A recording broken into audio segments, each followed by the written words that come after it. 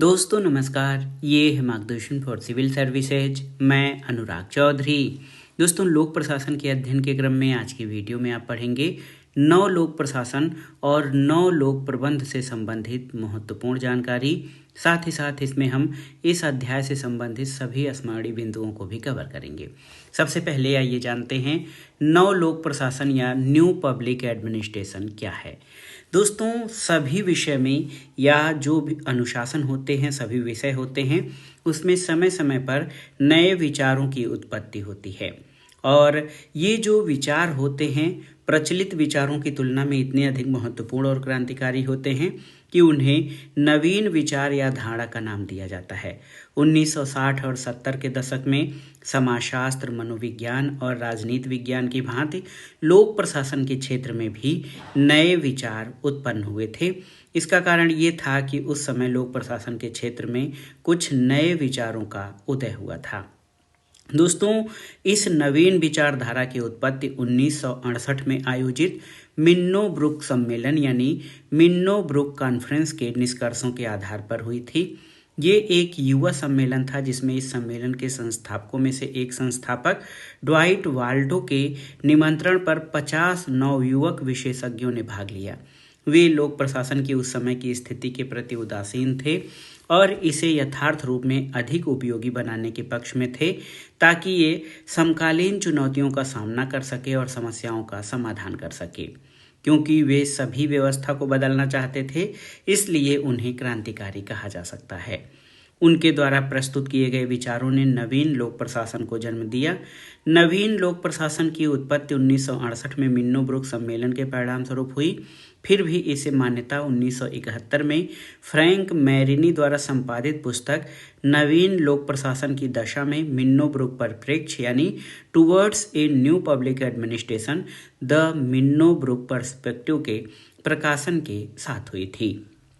और इसी वर्ष में ड्वाइट वाल्डो द्वारा एक संपादित पुस्तक public administration in A time of turbulence प्रकाशित हुई, जिसने नवीन लोक प्रशासन की धारणा को और भी बल दिया था। तो आइए 9 लोक प्रशासन को आसानी से समझने का प्रयास करते हैं। पश्चिम में विशेषतया संयुक्त राज्य अमेरिका में गत शताब्दी के 7वें और 8वें दशक अशांति के समय थे। अन्य सामाजिक विज्ञानों जैसे मनोविज्ञान, समाजशास्त्र और राजनीति विज्ञान की भांति लोक प्रशासन भी इस क्रांतिकारी समय से प्रभावित और झकझोरित हुआ था। रॉबर्ट टी ग्लोम्ब्यूस्की के अनुसार लोक प्रशासन के लिए इस शताब्दी का 7वां दशक युद्ध के समान था। लोक प्रशासन के पुराने सिद्धांत मितव्ययिता और कार्यकुशलता को लोक प्रशासन के क्रियाकलापों के ध्येयों के रूप में अपर्याप्त और अपूर्ण पाया गया। 7वें दशक के अंतिम वर्षों में कुछ विद्वानों द्वारा विशेषतया युवा वर्ग ने लोक प्रशासन के मूल्यों और नैतिकता पर विशेष बल देना प्रारंभ किया और ये कहा जाने लगा कि कार्यकुशलता ही समूचा लोक प्रशासन नहीं है। समस्त प्रशासनिक क्रियाकलापों का केंद्र है मनुष्य, जो एक बहुत जटिल प्राणी है। और आप जान लीजिए कि ये जरूरी नहीं कि वो सदा उन आर्थिक कानूनों का जिनका प्रतीक कार्यकुशलता है उसके अधीन हो। तो मनुष्य जो है बहुत ही महत्वपूर्ण प्राणी है और ये हमेशा जरूरी नहीं कि वो उन आर्थिक कानूनों जिनका प्रतीक कार्यकुशलता यानी एफिशिएंसी है उनके अधीन हो। इसलिए लोक प्रशासन को मूल्योन्मुखी होना चाहिए और इस प्रवृत्ति को 9 लोक प्रशासन का नाम दिया गया। अभी अभी हमने पढ़ा भी है कि 1971 में एक पुस्तक प्रकाशित हुई जिसका शीर्षक था towards a new public administration the Minnowbrook perspective. इसका संपादन फ्रैंक मैरिनी ने किया था और इसी प्रवृत्ति को आगे बढ़ाते हुए लगभग इसी समय 1971 में एक अन्य पुस्तक प्रकाशित हुई जिसका शीर्षक था public administration in A time of turbulence. और इस पुस्तक का संपादन ड्वाइट वाल्डो ने किया था और ये पुस्तकें उन विचारों का प्रतिनिधित्व करती थीं जिनको लोक प्रशासन पर 1968 में हुए शैक्षिक सम्मेलन मिन्नो ब्रुक कॉन्फ्रेंस में व्यक्त किया गया था। ये आंदोलन उस समय की सामाजिक खलबली का अंग था। यद्यपि ग्लोम्ब्यूस्की का विचार था कि नया लोक प्रशासन एक अस्थायी या अल्पकालीन घटना है और बुद्धिमत्ता इसी में है कि इसकी याददाश्त को और अधिक ओझल होने के लिए छोड़ दिया जाए, लेकिन ये अभी तक स्थिर है, जैसा कि इस आंदोलन के एक नेता एच जॉर्ज फ्रेडरिक्सन के द्वारा 1980 में प्रकाशित एक पुस्तक से पता चलता है। दोस्तों, लोक प्रशासन की भांति नया लोक प्रशासन लक्ष्योन्मुखी और परिवर्तनोन्मुखी है। लोक प्रशासन की तरह न्यू पब्लिक एडमिनिस्ट्रेशन लक्ष्योन्मुखी यानी टारगेट ओरिएंटेड और परिवर्तनोन्मुखी है, किंतु विकास प्रशासन के विपरीत नया लोक प्रशासन उन प्रक्रियाओं पर ध्यान केंद्रित करता है जो लोक प्रशासनिक संगठनों को विशेषतया पश्चिमी देशों में अधिक सकारात्मक और क्रियाशील बना सकें। ऐसा कोई सिद्धांत नहीं जिस पर नए लोक प्रशासन के सभी समर्थक सहमत हों, यहाँ तक कि केंद्रीय मुद्दों और मुख्य विशेषताओं पर भी उनमें असहमति है। लेकिन गोलम्बियोस्की नए लोक प्रशासन के 3 प्रतिलक्ष्य जिनको वो रद्द करते हैं और 5 लक्ष्य जिनका वे समर्थन करते हैं। 3 प्रतिलक्ष्य इस प्रकार से हैं। पहला, लोक प्रशासन का साहित्य प्रत्यक्षवाद का विरोधी है, जिसका अभिप्राय है कि वे लोक प्रशासन की इस परिभाषा को कि ये मूल्य रहित है रद्द करते हैं। इसके अलावा आप देखिए, जो दूसरा बहुत ही महत्वपूर्ण है वो ये है कि वे मानव जाति के बुद्धिवादी और संभवतः निश्चयवादी दृष्टिकोण को रद्द करते हैं। और तीसरा है, वे लोक प्रशासन की कोई भी ऐसी परिभाषा जो अच्छी प्रकार नीति में लिपटी हुई न हो, जैसा कि राजनीति लोक प्रशासन विभाजन में था, रद्द करते हैं। दूसरा जो है वो है नया लोक प्रशासन तकनीकी विरोधी है, और यानी वे इस बात को बुरा मानते हैं कि मनुष्य को मशीन के तर्क और व्यवस्था पर बलिदान कर दिया जाए। तीसरा है, नया लोक प्रशासन नौकरशाही है और पदानुक्रम का भी थोड़ा बहुत विरोधी है। तो नवीन लोक प्रशासन के 3 प्रतिलक्ष्य यानी एंटी गोल्स हैं। तो ये बहुत ही महत्वपूर्ण है। नवीन लोक प्रशासन का जो साहित्य है वो प्रत्यक्षवाद का विरोधी है। और इसके अलावा गोलम्बियोस्की जो हैं दोस्तों, गोलम्बियोस्की ये बहुत ही महत्वपूर्ण हैं। इनके अनुसार सकारात्मक दृष्टि से नए लोक प्रशासन की 5 विशेषताएं अथवा लक्ष्य हैं। इन लक्ष्यों को जानना बहुत जरूरी है। नया लोक प्रशासन ये मानता है कि मानव जाति में संपूर्ण बनने की सामर्थ्य है। ये उस दृष्टिकोण के विपरीत है जो मनुष्यों को उत्पादन का कमोवेश गतिहीन या स्थिर तत्व मानता है। दूसरा है, मानव स्वभाव का उपर्युक्त दृष्टिकोण जो संभव होना या विकास होना पर भी बल देता है, संस्थानों की सतर्कता के प्रश्न को सामने लाता है। और विलियम का कथन है, नए लोक प्रशासन की अनिवार्य विशेषता ये है कि वो प्रशासनिक यत्नों की प्रक्रियाओं, ढांचों और उसके लक्ष्यों के पारस्परिक संबंधों पर अधिक स्पष्ट और सच्चा चिंतन करता है। साथ ही ये उन लक्ष्यों का नैतिक आधार पर चयन अधिक सचेत और सूझबूझ द्वारा करता है, और ये व्यक्तिगत तथा संगठनात्मक मूल्यों या नैतिकता की केंद्रीय भूमिका पर भी बल देता है। दोस्तों, तीसरा जो लक्ष्य है वो ये है कि नए लोक प्रशासन के समर्थकों ने सामाजिक न्याय या सोशल जस्टिस को मानव विकास का पथ प्रदर्शन करने के लिए सर्वोच्च सामान्य वाहक माना है। इसलिए सामाजिक न्याय की प्राप्ति ही लोक प्रशासन का ध्येय होना चाहिए। सामाजिक न्याय का अर्थ ये है कि लोक प्रशासकों को चाहिए कि वो समाज के अल्प सुविधा वाले वर्गों के हिमायती बने। वे सामाजिक और आर्थिक परिवर्तन के सक्रिय एजेंट होने चाहिए। और भूतकाल में लोक प्रशासन ने सरकार के सामाजिक उद्देश्यों के क्षेत्र में मूल्यों के प्रश्न की अवहेलना की है, और सरकारी अधिकारियों ने सामाजिक न्याय की उपेक्षा करके कार्यकुशलता और कार्यों की मितव्ययिता पर बल दिया है। इसके अलावा जो चौथा लक्ष्य है वो भी आपको जानना बहुत ज़रूरी है। फ्रेडरिक्सन का विचार है, आप देखिए, ये बहुत ही महत्वपूर्ण है। मितव्ययिता पर प्रायः बल दिया है। और आप देख सकते हैं दोस्तों कि फ्रेडरिक्सन का कहना है कि लोक सेवाओं का प्रभाव सेवाओं का फल प्राप्त करने वाले नागरिकों पर एक जैसा नहीं होता। वो उनके सामाजिक, आर्थिक, राजनीतिक स्थिति के आधार पर भिन्न भिन्न होता है। जिनकी सामाजिक व आर्थिक स्थिति ऊंची होती है, गुणवत्ता की दृष्टि से उनको अधिक सेवाएं प्राप्त होती हैं। लोक प्रशासन का ये नैतिक कर्तव्य है कि वह इस प्रवृत्ति का विरोध करे। सरकारी अधिकारी को चाहिए कि वो निष्पक्षता का आवरण हटा दे। सामाजिक और अन्य कार्यक्रमों को लागू करते हुए उन्हें चाहिए कि वे अपनी स्वेच्छा का प्रयोग समाज में अल्प सुविधाओं वाले समूह के हितों की रक्षा करने और बढ़ावा देने के लिए करें। नवीन लोक प्रशासन का चौथा लक्ष्य ये है कि नया लोक प्रशासन निश्चित रूप से संबंधात्मक है। ये ग्राहक केंद्रित दृष्टिकोण पर बल देता है। देखिए, बहुत ही महत्वपूर्ण है, ये विवेकशील है, ग्राहक केंद्रित दृष्टिकोण पर बल देता है। ये न केवल ग्राहकों की आवश्यकताओं को वस्तुओं और सेवाओं से पूरा करने पर बल देता है, बल्कि इस बात पर बल देता है कि उन्हें ये बताने का अधिकार होना चाहिए कि उनको क्या, किस प्रकार और कब होना चाहिए।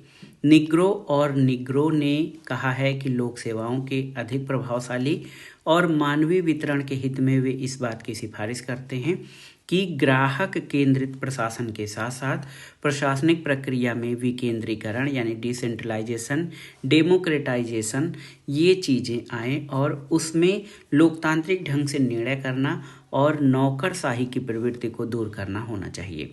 विकेंद्रीकरण यानी सभी के स्तर पर जो सेवाएं हैं वो पहुँचे, सभी की सहभागिता हो, निर्णय करने में सभी की भूमिका हो और नौकरशाही जैसा कठोर जो प्रवृत्ति है वो समाप्त हो। नए लोक प्रशासन के संबंधात्मक दबाव का अभिप्राय प्रशासनिक अध्ययन और व्यवहार को एक बड़ा मोड़ देना है और ये प्रशासनिक कार्य के परिणामों की ओर ध्यान आकर्षित करता है कि नागरिकों के व्यवहार और चरित्र पर इसका क्या प्रभाव पड़ता है। गोलेम्बियोस्की का कहना है कि इसका अर्थ यदि समूचे तौर पर नहीं तो केंद्रीय विषय की दृष्टि से लोक प्रशासन को सिर के बल खड़ा कर देना होगा कि प्रशासन महत्वपूर्ण मार्गों में राजनीति को बदल सकता है, न कि राजनीति प्रशासन को। पांचवा लक्ष्य ये है कि फ्रेडरिक्सन का ये कथन है कि नए लोक प्रशासन के सिद्धांत के अधीन कार्यपालिका और विधानमंडल के परंपरागत कार्यों में परिवर्तन ही किया जाएगा। तो इस प्रकार से आप जान सकते हैं दोस्तों कि नौ लोक प्रशासन जो है इसमें बहुत ही महत्वपूर्ण जो है चीज़ें आई थी। इसमें नवीन लोक प्रशासन का जो विकास है वो किस तरह से हुआ इसको आप समझेंगे तो इसमें नवीन लोक प्रशासन के विकास को जो है कम से कम 7 चरणों में बांटा जा सकता है, जिसमें याद रखिएगा सार्वजनिक सेवाओं पर उच्च शिक्षा संबंधी हनी प्रतिवेदन 1967, लोक प्रशासन के सिद्धांत और व्यवहार संबंधी सम्मेलन 1967, प्रथम मिन्नोब्रुक सम्मेलन 1968, फ्रैंक मोर्नी की पुस्तक नवीन लोक प्रशासन की दिशाएं मिन्नोब्रुक परिप्रेक्ष्य 1971 और ड्वाइट वाल्डो की पुस्तक public administration in A time of turbulence 1971। इसके अलावा एच जॉर्ज फ्रेडरिक्सन की पुस्तक लोक प्रशासन 1980 और द्वितीय मिन्नोब्रुक सम्मेलन 20 साल बाद हुआ 1988 में। तो ये सारी चीज़ें नवीन लोक प्रशासन के विकास को बढ़ाने में या आगे बढ़ाने में बहुत ही महत्वपूर्ण रही हैं। थोड़ा सा लोक प्रशासन या नवीन लोक प्रशासन की जो विशेषताएं हैं उनको देख लेते हैं। नवीन लोक प्रशासन की विशेषताएं ये पूछा जाता है, तो नवीन लोक प्रशासन की जो मुख्य विशेषताएं हैं उसकी पहली विशेषता क्या है आप देखिए। पहली विशेषता है प्रासंगिकता। नवीन लोक प्रशासन की पहली विशेषता है प्रासंगिकता। दूसरा है वैल्यू ओरिएंटेड यानी मूल्योन्मुखी। ये पूछा जाता है परीक्षा में, प्रारंभिक परीक्षा में पूछा जाता है प्री में। प्रासंगिकता, मूल्योन्मुखी और सोशल इक्विटी यानी सामाजिक समष्टि भाव या न्याय। सामाजिक न्याय।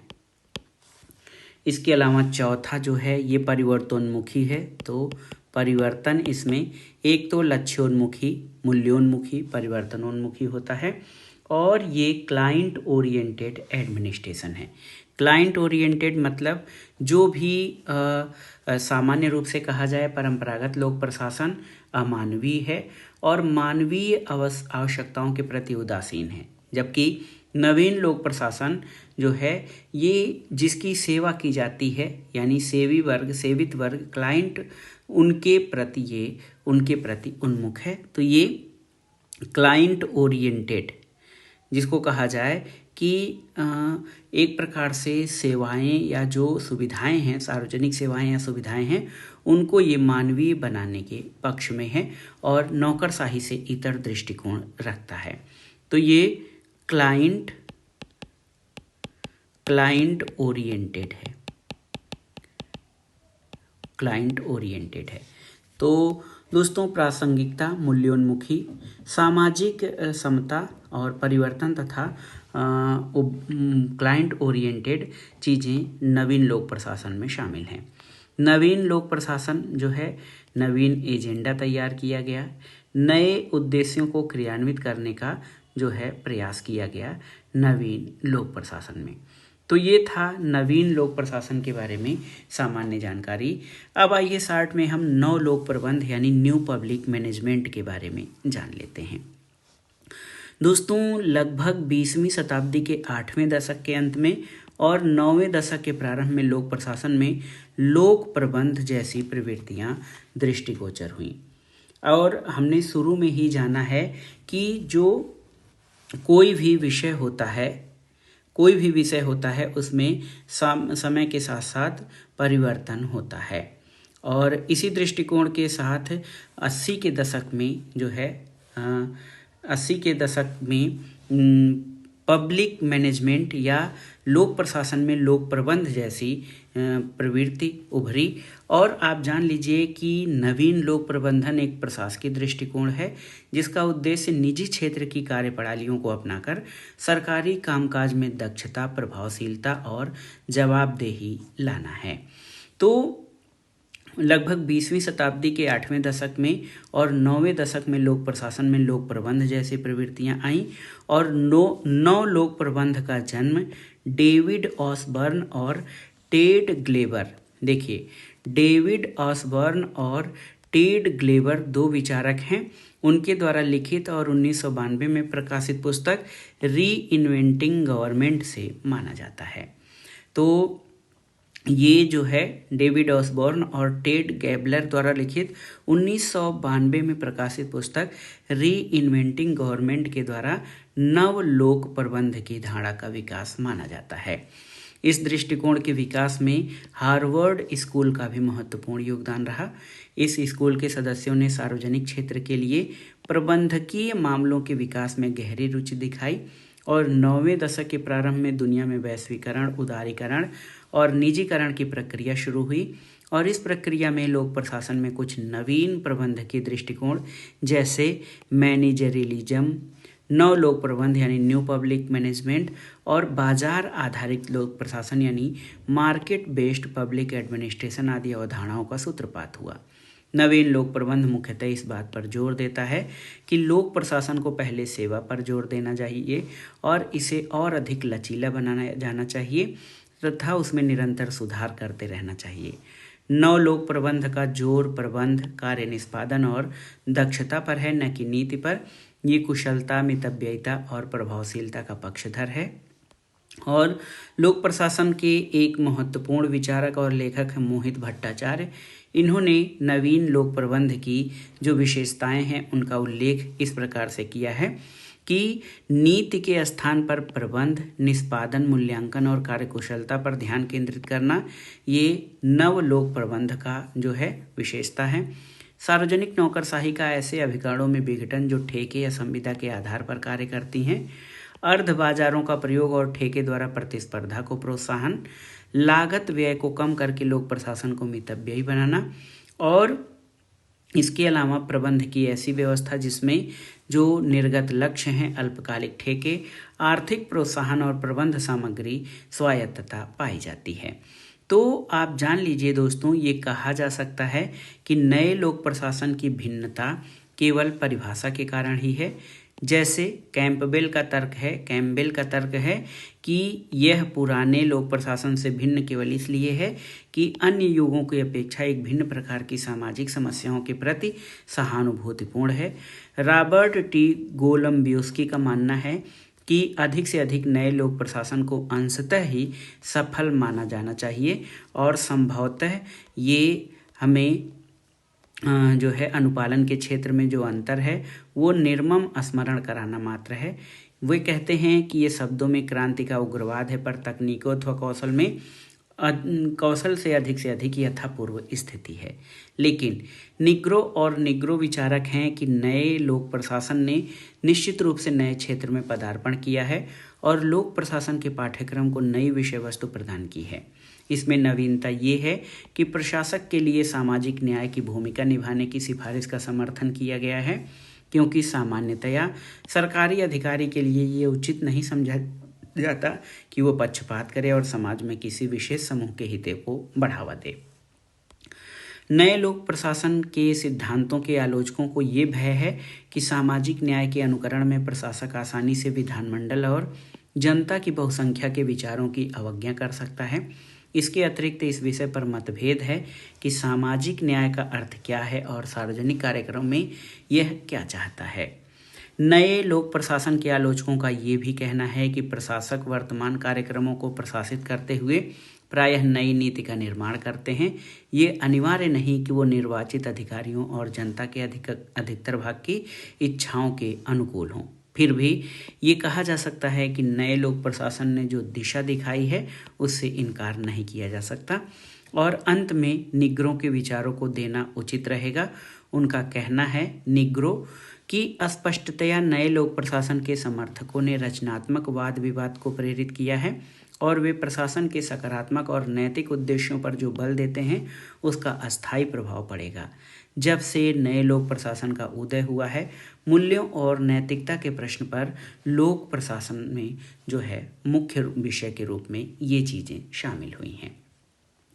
तो नवीन लोक प्रबंध और नव लोक प्रशासन जो है आपने इस वीडियो में समझा। नवीन लोक प्रशासन ये जो है मूल्य आधारित, लक्ष्योन्मुखी और परिवर्तनोन्मुखी है, जो कि सामाजिक न्याय पर विशेष बल देता है।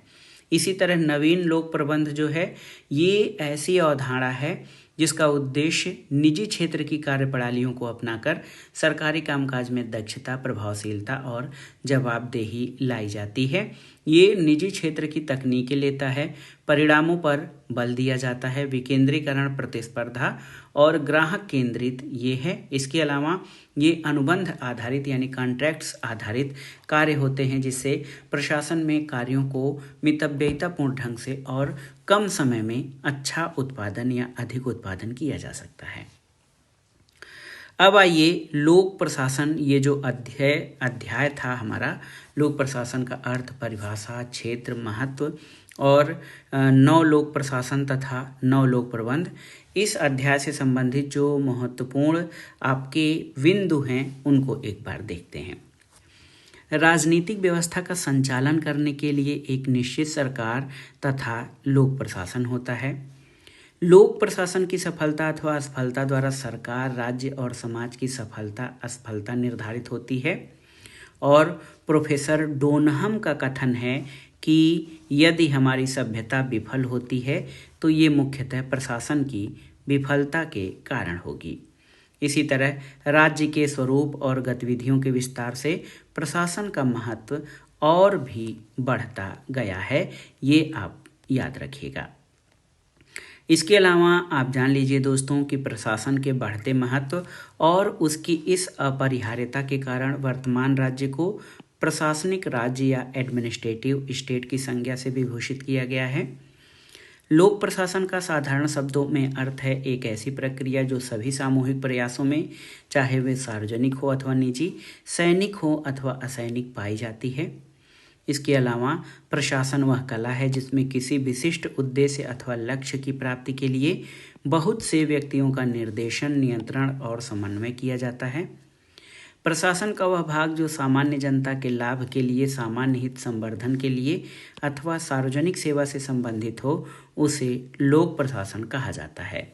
लोक प्रशासन का संबंध सामान्य अथवा सार्वजनिक नीतियों के निर्माण और क्रियान्वयन से होता है। लोक प्रशासन का संबंध सरकार के क्या और कैसे से होता है। लोक प्रशासन के अर्थ का सीमित और व्यापक दोनों रूपों में अध्ययन किया जाता है। इसी तरह लोक प्रशासन के सीमित अर्थ में लोक प्रशासन कार्यपालिका या सरकार के कार्यों तक का अध्ययन है, जबकि व्यापक अर्थ में लोक प्रशासन में कार्यपालिका, व्यवस्थापिका, न्यायपालिका आदि सभी के कार्यों का प्रशासनिक दृष्टि से अध्ययन किया जाता है। लोक प्रशासन का एकीकृत दृष्टिकोण और प्रबंधात्मक दोनों दृष्टिकोणों से अध्ययन किया जाता है।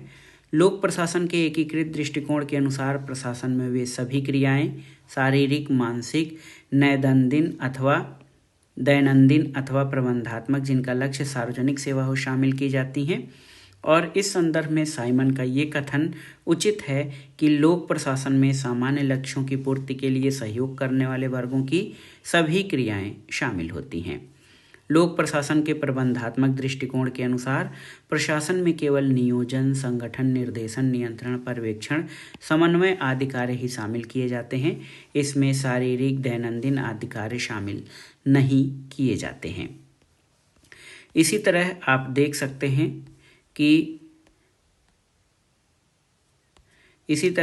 सकते हैं कि प्रशासन के संबंध में ये दोनों दृष्टिकोण जो हैं एक तरफा, एकांगी और अपूर्ण हैं, और दोनों दृष्टिकोणों को मिलाकर ही लोक प्रशासन का पूर्ण अर्थ स्पष्ट किया जा सकता है। लोक प्रशासन कला और विज्ञान दोनों है। एल उर्विक, आइवर्स्टीड, ग्लैडन आदि विचारकों का मानना है कि जिस प्रकार एक कलाकार, कवि अथवा चित्रकार कला के माध्यम से अपनी अभिव्यक्ति करता है, उसी प्रकार एक प्रशासक प्रशासन के माध्यम से अपनी आत्माभिव्यक्ति करता है।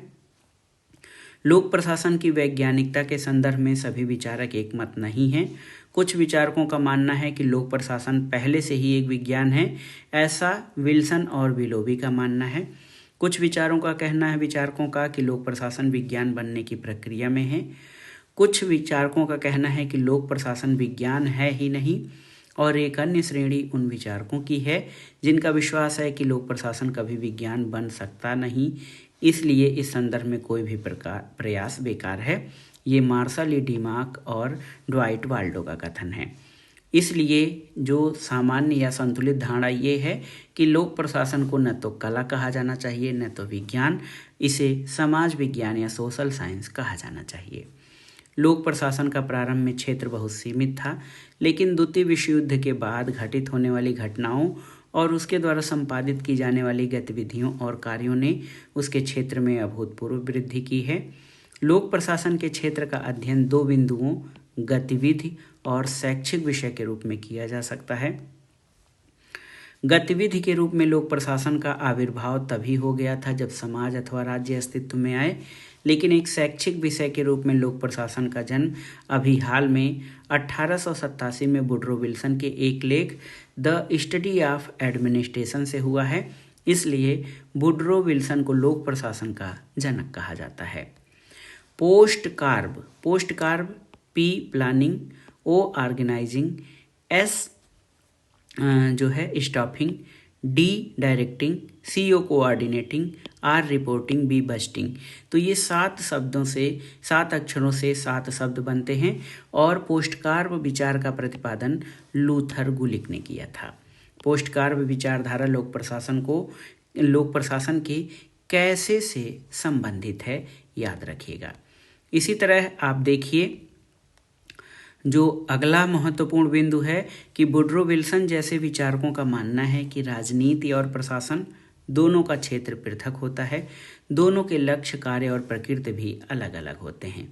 एक अन्य दृष्टिकोण के अनुसार राजनीति और प्रशासन का घनिष्ठ संबंध है, इन्हें एक दूसरे से पृथक नहीं किया जा सकता। लूथर गुलिक, लेस्ली लिप्सन और विलोबी आदि इस दृष्टिकोण के प्रमुख समर्थक हैं। दोनों दृष्टिकोणों के संदर्भ में संतुलित मत ये है कि राजनीति और प्रशासन में घनिष्ठ संबंध है, ये एक दूसरे के सहयोग पर निर्भर हैं। एक दूसरे को समझे बिना वे प्रभावपूर्ण ढंग से कार्य नहीं कर सकते।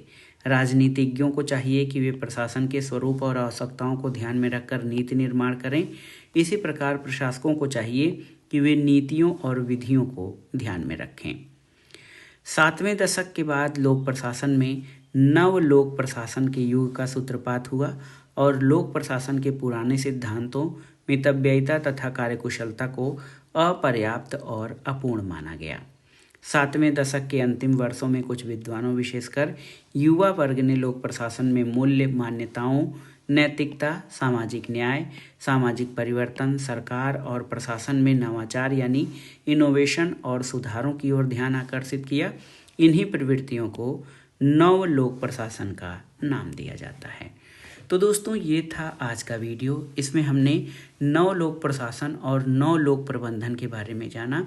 साथ ही इस अध्याय से संबंधित जो महत्वपूर्ण तथ्य हैं उनको हमने संक्षेप में बिंदुवार प्रस्तुत किया, जो आपकी तैयारी के लिए बहुत ही महत्वपूर्ण होगा।